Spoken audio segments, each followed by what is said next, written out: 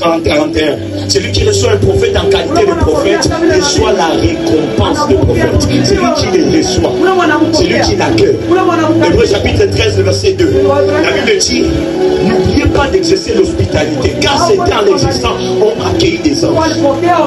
Dans 2 Rois chapitre 4, il est écrit que l'homme de Dieu, le prophète Élisée, il était parti à Shunem. Il a rencontré une femme de distinction. La femme a construit une maison. Elle a mis un lit. Elle a mis une lampe pour que le prophète soit à l'aise. Et le prophète a prophétisé.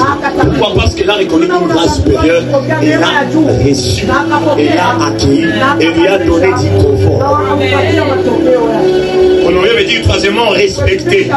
Dans Lévitique 19, verset 32, il est écrit, tu honoreras la personne du vieillard, tu t'élèveras devant les cheveux blancs.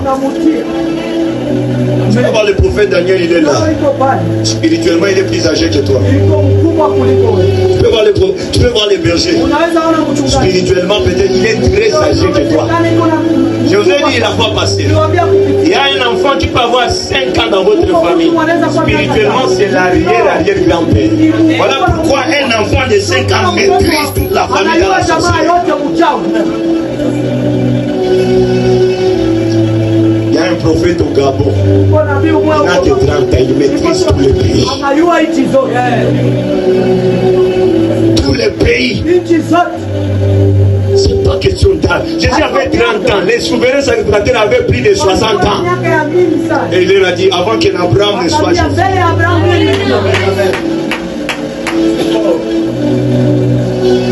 Écoutez et apprendre de la grâce ou de son porteur vous ouvre à recevoir cette grâce.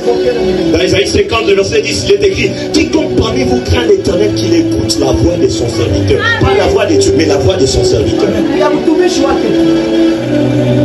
Alléluia. Alléluia. Voilà pourquoi la Bible dit dans 2 Chroniques 25, confiez-vous à l'Éternel et votre Dieu, vous serez affermis. L'affermissement, c'est dans la confiance avec Dieu. Mais pour ce qui est de la réussite, confiez-vous en ce prophète, vous réussirez.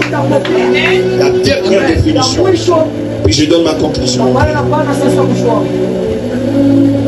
Pour se connecter à une grâce, à une onction. Bien-aimé, il faut savoir sacrifier, c'est sacrifier pour cette grâce.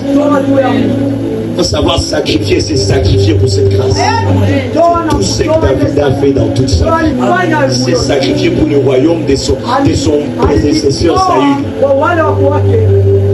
Dans 2 Rois chapitre 3 verset 11, il est écrit, il y a ici, c'est la partie ici, il y a ici Élisée fils